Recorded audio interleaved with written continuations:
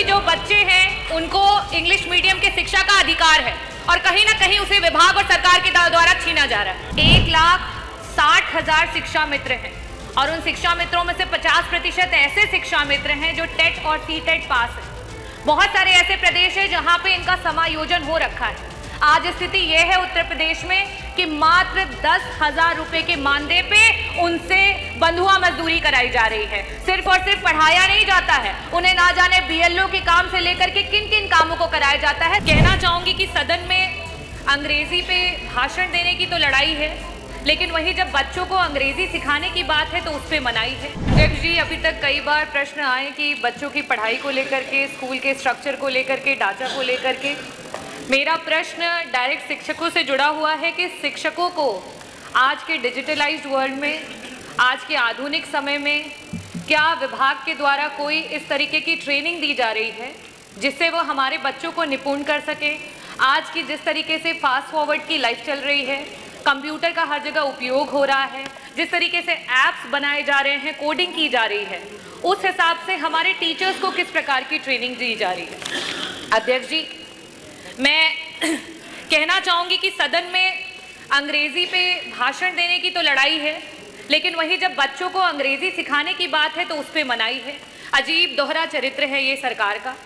मंत्री जी, मेरा पहला विधानसभा में जो कुछ करता हूँ वो मैं करता हूँ, अध्यक्ष करते हैं। विधानसभा में क्या लागू किया उसके ऊपर आप अध्यक्ष जी, बच्चे और साथ ही विधानसभा के ऊपर नहीं, बाकी आप दूसरी बात बोलिए। मैंने सरकार पे ये टिप्पणी आप नहीं बोले, मेरा काम विधानसभा पे की है। अध्यक्ष जी, मेरी टिप्पणी सरकार के लिए है क्योंकि जो बच्चे हैं उनको इंग्लिश मीडियम के शिक्षा का अधिकार है और कहीं ना कहीं उसे विभाग और सरकार के द्वारा छीना जा रहा है।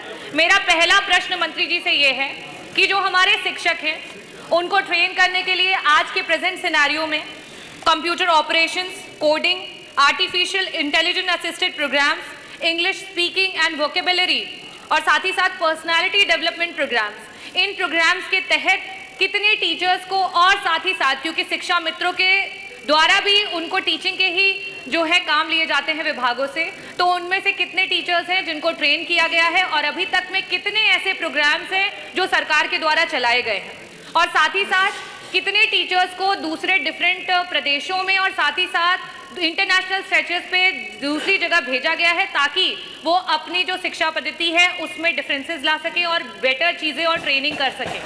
मेरा दूसरा प्रश्न ये है कि आए दिन जनता को और यहाँ सम्मानित जनप्रतिनिधियों को अखबारों से, न्यूज़ से पता चलता रहता है कि बेसिक शिक्षा के इतने स्कूल हैं जिनको सरकार बंद करने के लिए सोच रही है। इतने आए दिन बच्चे हैं जो स्कूलों से कम होते चले जा रहे हैं और आए दिन ऐसी स्थितियां उत्पन्न हो रही हैं कि कई सारे ऐसे स्कूल हैं जो सिर्फ और सिर्फ शिक्षा मित्र चला रहे हैं, वहां पे टीचर्स भी नहीं। ऐसी स्थिति में हमारे प्रदेश में 1,60,000 शिक्षा मित्र हैं और उन शिक्षा मित्रों में से 50% ऐसे शिक्षा मित्र हैं जो टेट और सीटेट पास है। बहुत सारे ऐसे प्रदेश हैं जहां पे इनका समायोजन हो रखा है। आज स्थिति यह है उत्तर प्रदेश में कि मात्र 10,000 रुपए के मानदेय पे उनसे बंधुआ मजदूरी कराई जा रही है। सिर्फ और सिर्फ पढ़ाया नहीं जाता है, उन्हें ना जाने बीएलओ के काम से लेकर के किन किन कामों को कराया जाता है। सरकार इस समय वेम्पायर बन करके शिक्षा मित्रों का खून चूस रही है।